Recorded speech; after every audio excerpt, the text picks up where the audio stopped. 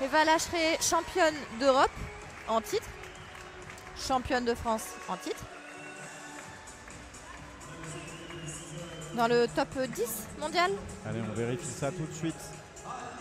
Effectivement, elle est 9e mondiale. Eva Lacheret. Et juste derrière elle, c'est une autre Française, Pauline Ranvier, qui s'est inclinée un peu plus tôt là sur ses championnats de France en tableau de 16, je crois. En tableau de 32. En tableau de 32.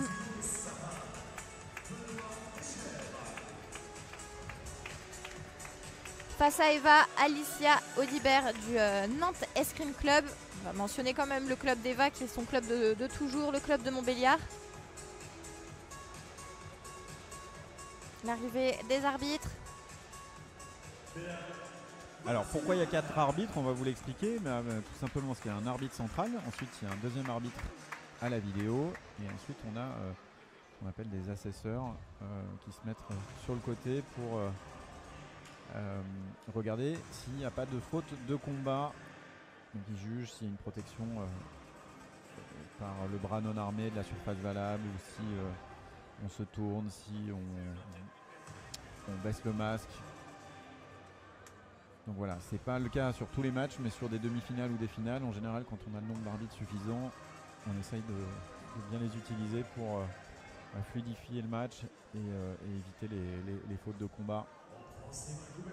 Et pour aider tout simplement l'arbitre central à mieux piloter et animer ce match.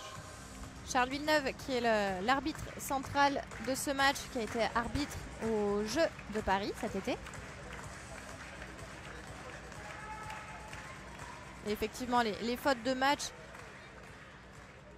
qui sont sanctionnées, ça va être substitution des surfaces valables. Donc j'utilise mon bras non armé, je le mets devant et ça fait moins de surface valable. C'est considéré comme une faute, logiquement. Également, tourner le dos, baisser la tête, ce sont des fautes parce qu'on peut substituer des parties valables en faisant ça, mais également parce qu'on prend des risques. Et les cartons jaunes sont aussi là pour assurer la sécurité des athlètes. Et pour l'instant, on n'a pas eu un match propre, on va dire, au Fleurum juste avant. On va être attentif là, chez les femmes. S'il y a une faute de combat, on essaiera de vous l'expliquer. Alors, l'une des forces d'Eva, c'est qu'elle a toujours la pointe sur la cible. Quoi qu'il se passe, elle a la pointe devant. Ça touche, et en général, ça touche valable. Donc, quelle est raison ou tort, il y a quand même toujours cette menace d'être touché. Alors là, la décision, pour expliquer un petit peu aussi les règles de l'escrime, c'est que c'est Eva qui a attaqué. On a vu qu'il y a eu quand même un petit fer commun entre les deux. Et ben, au jeu du fer, c'est l'attaque qui a raison, donc le point a été donné à gauche. Allez, ça touche direct là. Pour Eva Lacheret, bien masqué. Cette fois-ci, attaque en un seul temps. Attaque de droite non valable. Elle a un petit temps de retard, mais elle le confirme. Elle a l'air plutôt en phase avec la décision de l'arbitre. Allez, une première touche pour Alicia Audibert. Pour la libérer peut-être là dans cette finale.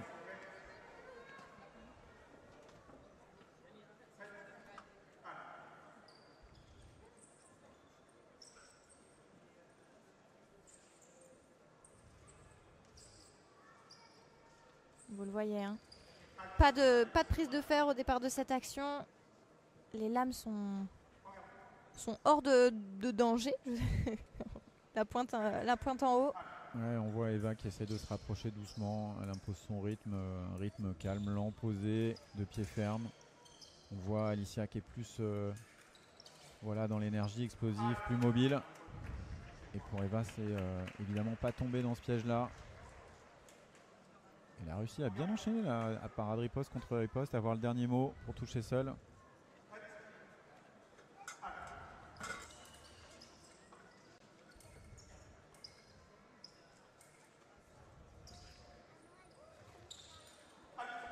Bon, pour l'instant, c'est Eva Lacheret qui impose totalement son escrime. Il va falloir que Alicia Audibert subisse un petit peu moins. Ouais, et puis on voit vers l'avant, elle tente des actions un petit peu trop un peu trop simple pour gêner Eva. Il faut mettre un petit peu plus d'incertitude. Elle défend bien là, Eva Lacheret. La carte s'était fermée une première fois, une deuxième fois. Et cette fois-ci, elle a envoyé la riposte. Déjà 5-1 sur cette finale de Fleur et Dames.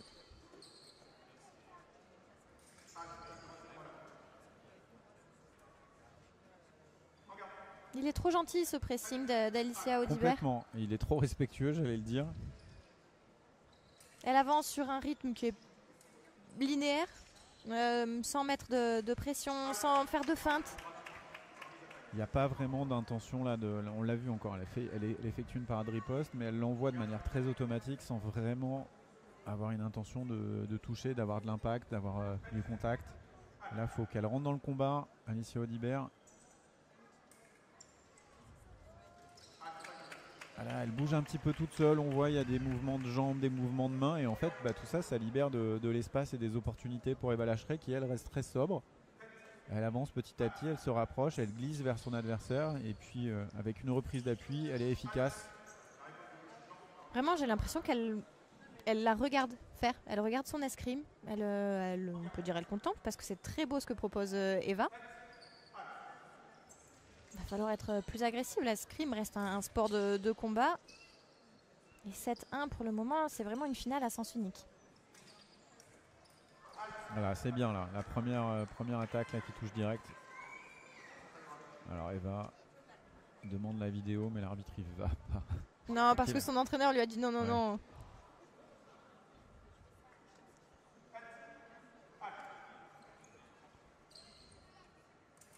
Ah, ça c'est pas mal. Belle action en coupé là, elle est bien venue surprendre là. Elle a changé de cible, elle est désormais passée dans la sixte en cible haute là. Vous avez vu à l'épaule.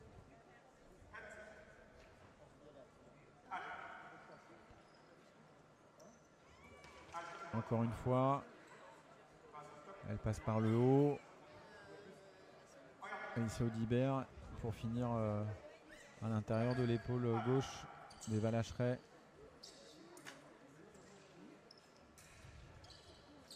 Ah voilà, là il y a un peu plus de rythme, un peu plus de volonté dans son pressing.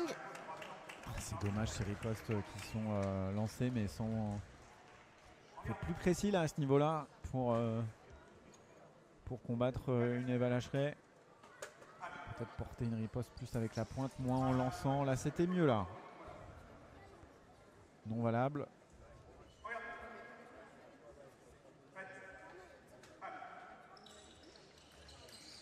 Eva Lacheret qui défend son titre de championne de France.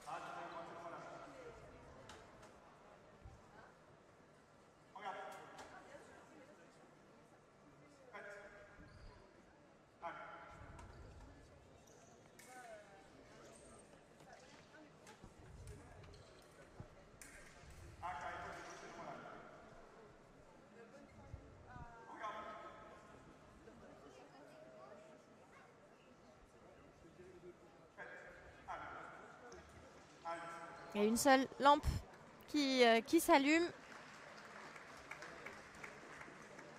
Alicia Audibert qui revient à 4 touches d'Eva Lacheret.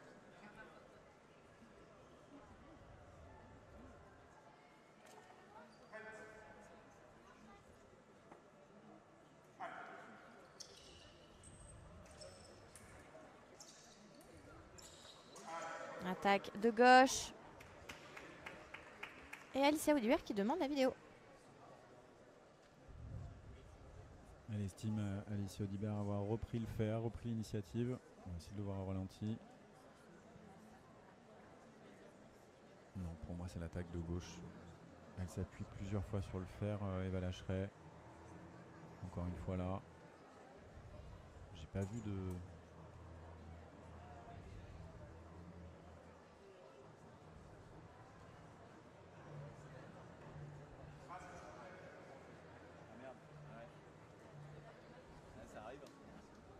Allez, décision de l'arbitre. Il ne se déjuge pas. Attaque de Eva Lacheret. Donc sa 9e touche va être accordée et Alicia Audibert perd une demande vidéo. On devrait être à 9. Voilà, c'est corrigé.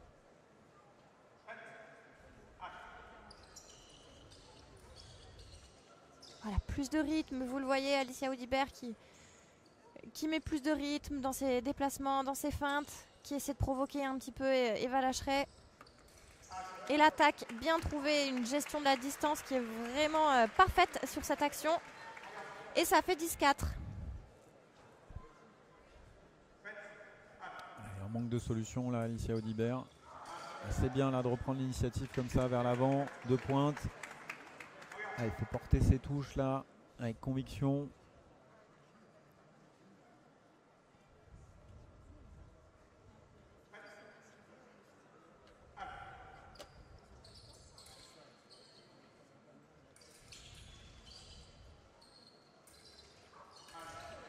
Bien ça touche direct encore. Elle a été surprise Eva.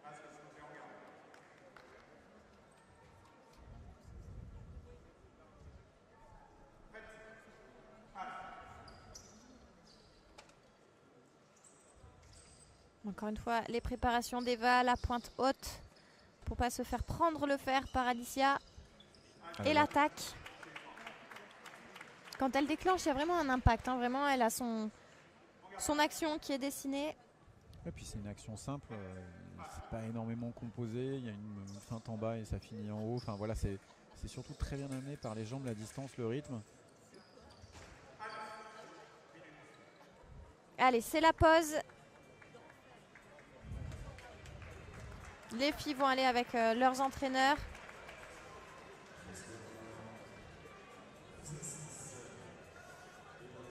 De façon différente. Alicia Audibert qui s'est directement assise. Eva Lacheret reste debout. Et là, on vient récupérer les conseils très importants, les conseils extérieurs de leurs entraîneurs qui ont peut-être la tête un peu plus froide que les tireuses. Pas grand chose à changer hein, pour Eva Lacheret, varier entre ses parades de riposte et ses actions vers l'avant, on l'a vu, assez simple. C'est plutôt du côté d'Alicia Audibert là où il faut mettre plus d'impact. Il ne peut pas se permettre de lancer ses touches en pointe extérieure. Il faut revenir à l'intérieur dans la cible. Je pense que créer du mouvement pour Alicia c'est une bonne chose.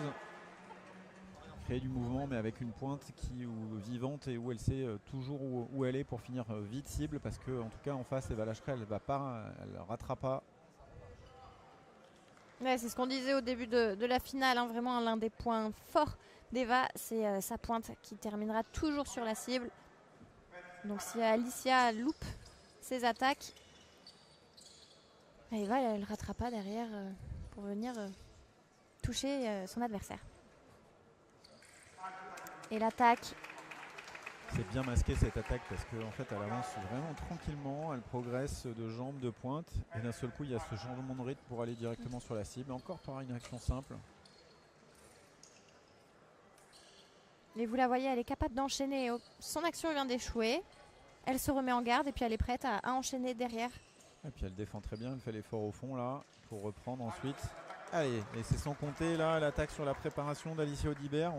On l'a vu, hein, c'est une escrime qui économise pas d'énergie. Alicia, elle fait beaucoup de mouvements avant-arrière et elle est capable de déclencher une action en fente là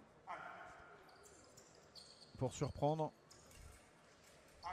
La parade, riposte, elle va chercher des cibles dans le dos.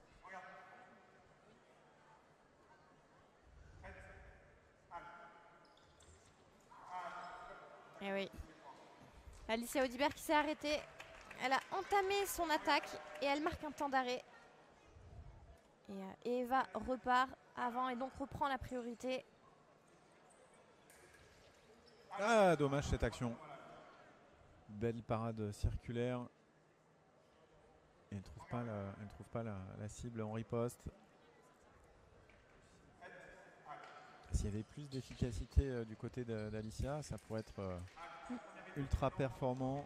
On sent que voilà, c'est encore une jeune athlète fleurettiste qui continue de progresser. Alors qui a le L'attaque de fer? gauche. Ah, il y a une petite prise de fer du côté d'Alicia, mais bon, c'est peut-être simultané. Ouais, tout à fait. En plus, on l'a vu au ralenti. En fait, Alicia, elle est venue taper le fer dans le premier tiers de la lame de son adversaire. Et alors ça, c'est assez technique, mais une prise de fer pour être valable, ça doit se faire dans les 2 tiers de la lame. Quand on vient dans le premier tiers proche de la garde, de la coquille de son adversaire, c'est pas comptabilisé. Et c'est même inversé, ça devient une parade riposte de l'adversaire. Donc c'est très juste en tout cas là ce qui s'est passé. Et c'est une règle qui était peu utilisée.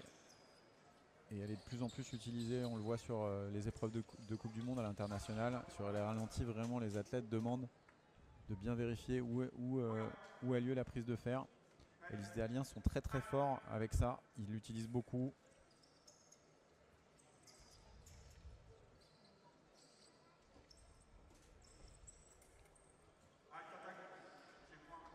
Et l'attaque d'Eva Lacheret qui vient mettre cette 15e touche et conserve donc son titre de championne de France. Très bel escrime proposé par Eva sur cette finale, tout au long de la journée d'ailleurs, parce qu'on a vu seulement à l'antenne la finale, mais elle a proposé de très belles choses depuis ses premiers matchs. Allez, on voit une Alicia Audibert en tout cas qui n'est pas trop déçue. Je pense qu'elle est contente de son parcours et puis voilà, elle sait qu'en face Eva c'est plus fort. Elle a essayé de se battre, elle a tout donné Alicia Audibert, mais ça suffit pas. Belle marge de progression en tout cas pour cette jeune athlète. Et Eva qui confirme son statut de pas de meilleure française. Ouais, ces derniers temps, elle a vraiment monté une marche, passé un cap. On note quand même la belle médaille de Pauline Ranvier au championnat du monde. Mais oui, effectivement. Pauline, elle reste une cadre même si, de cette équipe, même si on ne la retrouve pas là sur cette finale des championnats de France. On l'a dit tout à l'heure avec Eva Lacheret et Pauline Ranvier, c'est nos 2 Françaises dans le top 10 mondial.